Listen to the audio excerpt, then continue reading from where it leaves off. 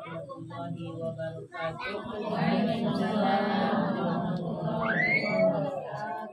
Alhamdulillah, alhamdulillahirobbilalamin. Wassalatu wassalamu ala alihi wa ashabihi ajmain. Rabbi shrah li sadri wa yassir li amri wahlul 'uqdatam min lisani yafqahu qawli.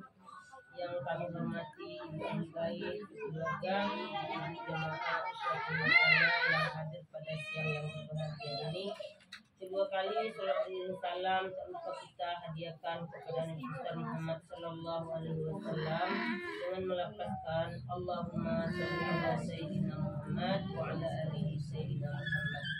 Ibu-ibu jemaah uswatun hasanah yang dirahmati Allah Subhanahu Wa Taala, tidak memperpanjang mukadimah ini kami karena situasinya bulan Sya'ban, jadi kita menyiapkan bulan Ramadan. Sebentar lagi Ramadan tiba. Jadi ketika Ramadan tiba, kalau tidak ada persiapan tentu kita bingung. Umpamanya di dapur, kalau tidak ada belanjaan untuk yang mau dimasak, tentu ketika mau memasak kita bingung apa yang mau dimasak. Seperti itu juga persiapan amalan yang harus kita persiapkan di bulan Sya'ban ini menjelang bulan Ramadan.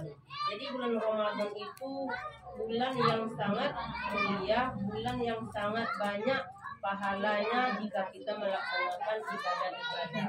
Sehingga ibadah yang dilaksanakan di bulan Ramadan itu dilipat gandakan pahalanya oleh Allah Subhanahu wa Ta'ala. Jadi ketika bulan itu datang, kita bersyukur, gembira karena kita telah diberinya umur oleh Allah untuk menjalankan Ramadan tersebut. Tentu kita bahagia sekali.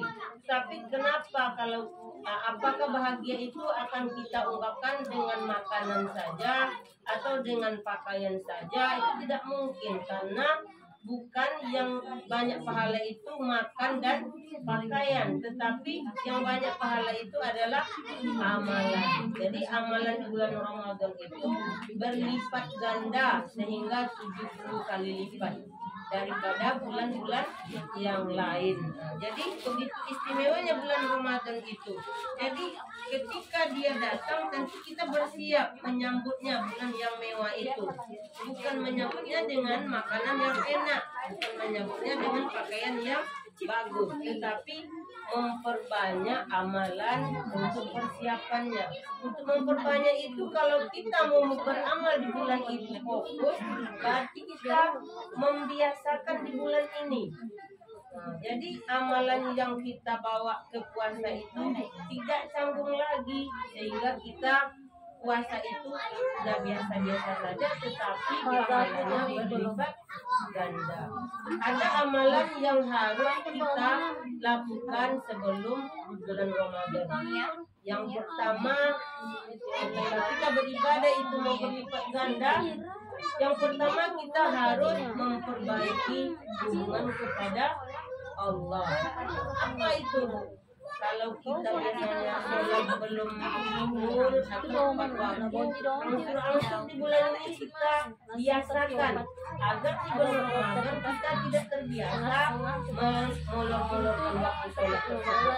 Itu contohnya.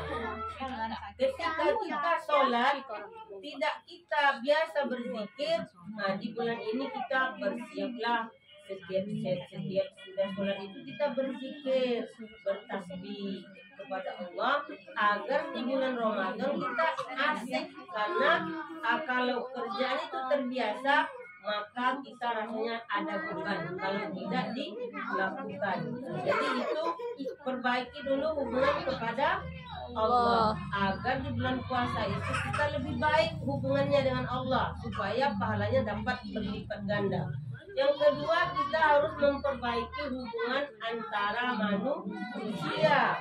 Contohnya kita ini Bu, kita baik nih Bu, tetapi mungkin ada pula tetangga sebelah nggak baikkan kita. Kita mau Ramadan nih, tapi menjelang Ramadan ini perbaiki hubungan antara kita sesama manusia agar pahala itu berlipat ganda. Tapi kalau tidak diperbaiki hubungan sesama manusia, wallahu alam lipat gandanya. Nah, kita ini udah senang mau puasa meraih pahala yang besar, tetapi amalan yang persiapannya belum matang karena itu tadi masih ada yang tidak baikan dengan saudara, masih ada yang tidak baikan dengan tetangga. Jadi kalau mau berpuasa seharusnya kita berbagi hubungan kita antara manusia supaya amalan kita itu terjadi berlipat ganda. Jadi harapan kita itu tidak sia-sia. Dan yang ketiga, tentu kita harus mempelajari ilmu tentang puasa Ramadan tersebut. Coba kalau kita nggak tahu, Bu, malam tadi kami ya karena semua tadi kita rupanya melaksanakan kewajiban memang kita puasa pagi karena kita tahu kita tak sahur enggak lah, besok aja pagi mandi itu nggak boleh, Bu. Ya, tentu kita bersihkan dulu tubuh kita junub dulu, kalau sahur kalau nggak apa-apa, tapi sudah berbuka tadi apa orangnya. Nah, jadi puasa kita itu berpahala dilipat gandakan. Tetapi ketika kita melaksanakan hubungan tersebut di tengah malam, karena malam mandi, Bu, menjelang sahur, tunggu aja pagi besok mandi bersihkan. Berarti sudah tidak suci, Bu. Nah, tak bisa melaksanakan itu. Sedangkan kita mengajak pada anak-anak puasa nih, kepada suami puasa, tapi kita nggak bersih, maka seharusnya kita lakukan itu namanya persiapan, Bu. Kebiasaan itu kalau sudah kita biasa tidak terasa cuma di tengah malam, karena kita melaksanakan ibadah itu melayani suami juga beribadah, dapat buah pahala. Mungkin setelah melayani suami kita mandi junub, terus kita melaksanakan sahur, dapat lagi pahala sunnahnya, terus kita melaksanakan ibadah puasa, dapat lagi yang wajibnya. Nah, makanya terjadi pahala berlipat ganda karena kebiasaan sudah matang di Sya'ban. Nah, itu seharusnya itu mungkin lebih kita tahu semua, tapi kami mengingatkan. Dan juga anak kita juga kita bimbing. Mungkin anak tahu, Bu, masih kayaknya haid, tapi karena datang bulan suci Ramadan, kawan-kawannya berpuasa, dia gembira pula mau puasa. Ternyata anak kita belum junub, belum mandi bersih. Nah, itu perlu kita bina, kita ingatkan, karena berpuasa itu benar-benar orang yang suci karena kita melaksanakan ibadah. Nah, jadi itu namanya persiapan ilmunya untuk melaksanakan ibadah puasa Ramadan. Ini mengingatkan ibu kalau sudah tapi nggak mungkin ya, kita lebih tahu lah mungkin dari hari. Nah, jadi itu yang ketiga, mencari menambah ilmu tentang Ramadan. Banyak ilmu yang mau dipelajari untuk Ramadan itu karena sunnahnya itu berlipat ganda semuanya. Mungkin ketika bulan puasa itu banyak ya pula yang ditahan, di antaranya lisan, telinga, semuanya ditahan, pemandangan ditahan. Nah, jadi kalau kita sudah mempelajari ilmu itu, insya Allah kita tidak akan tergoda lagi dengan yang seperti itu. Nah, dan yang keempat yang kita persiapkan itu tentu karena bulan Ramadan itu bulannya Al-Quran, kita biasakan membaca Al-Quran. Jadi ketika datang bulan Ramadan jangan tidur aja, Bu. Siap sahur, tunggu mencuci diri, menjelang sholat subuh. Saya sholat subuh, udah aku tidur lagi. Nah, karena rumah udah bersih. Jangan begitu, Bu, hayalannya kita udah ini, udah tua, ini lama lagi mungkin nggak tahu lah siapa yang dulu, nggak tahu ya. Tapi itu kami hanya mengingatkan. Kalau bisa kita biasakan, Bu, setelah kita sahur, menjelang sahur lah. Menjelang sahur itu kan mungkin kita terbangun jam 2:30 karena memanasin, memasak. Ada sebagian yang manasin aja, ada sebagian hanya membangunkan anak lama. Nanti kalau kita yang terlambat semuanya terlibat terlambat, semuanya nggak bagus. Karena kita kuncinya di dalam rumah tangga itu dalam puasa itu. setelah kita sebelum kita makan, mungkin kalau waktunya masih agak lama, ambil wudhu, sholat dulu Bu. Sempatkan sholat malam Bu. Kalau ibu-ibu ragu sholat apa nih malam-malam udah jam 3, bukan jam 3, atau 3 ini jam 3 bisa lah. Sholat tahajud aja niatkan dulu. Nah, jadi itu karena kita sudah berwitir Bu di Ramadan itu di tarawih, ibu-ibu ketika sholat tahajud nggak usah berwitir lagi. Nah, caranya sholat sunat lain, sholat sunat hajat mungkin, sholat sunat taubat mungkin. Laksanakan sholat. Setelah itu kita ke dapur menyiapkan sahur, pahala lagi ya. Terus setelah sahur, tentu orang mungkin kadang-kadang udah mengaji di masjid. Kalau nggak sempat cuci piring, nggak usah dicuci, sholat ibu dulu.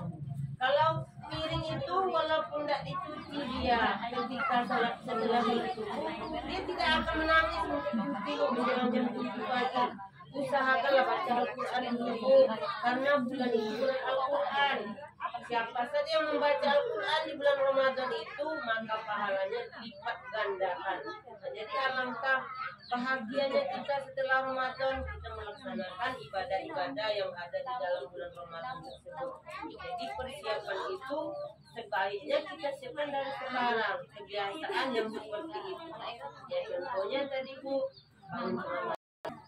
kalau sekarang sesak pipis, ya jangan dipejamkan mata sampai pipis, nanti keringatnya mesti lagi. Ibu buka matanya, sholatlah Bu 2 rakaat tidaknya, kalau tidak laksanakan yang lain-lainnya. Nah, baru tidur lagi menjelang subuh. Nanti setelah subuh jangan lagi diulang tidur Bu, biasa karena subuh sekarang udah 5:30. Nah, kami pulang sholat subuh itu dari masjid jam 6 kurang seperempat di rumah sampai. Nah, jadi kalau mau tidur lagi Bu, jam 6 kurang seperempat itu rezeki dari kais-kais sama orang. Apa yang terlambat kita nanti kalau anak mau sekolah dia kehilangan baju, kita kurang tahu tempatnya. Nah, kacau semua. Jadi pembiasaan itu karena kita mau memasuki bulan suci, bulan yang sangat mulia, bulan yang berlipat ganda pahalanya, maka kita biasakanlah itu Bu. Karena setahun sekali hadirnya puasa itu.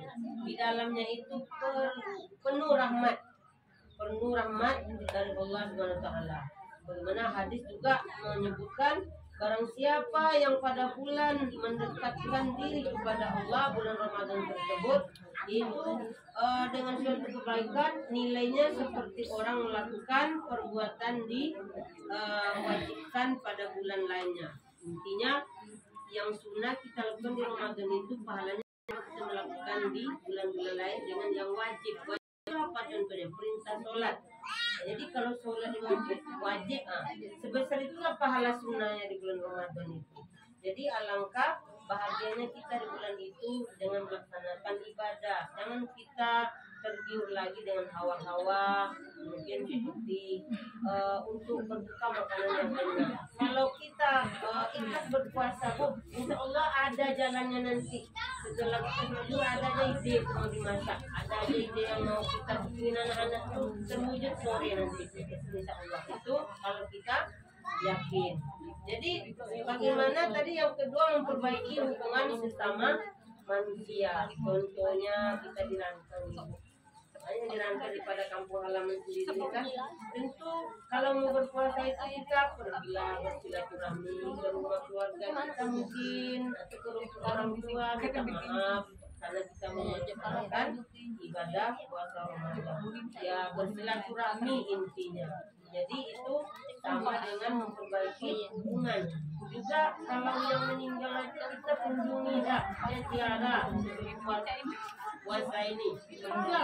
Perbaiknya hubungan sama orang kita ziarahi lagi. Setelah persiapannya untuk menghadapi ibadah di bulan Ramadan tersebut.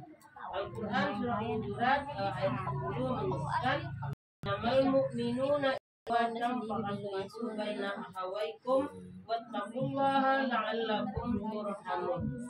Jadi hubungan sesama manusia itu adalah sesungguhnya orang-orang mukmin itu bersaudara. Karena itu damaikanlah antara kedua saudaramu yang berselisih. Jika ada saudara kita yang berselisih, kita damaikan supaya kita bersih menghadapi bulan suci Ramadan ini. Dan juga bertakwalah kepada Allah agar kamu mendapat rahmat. Jadi itu artinya dari surat Al-Hujurat.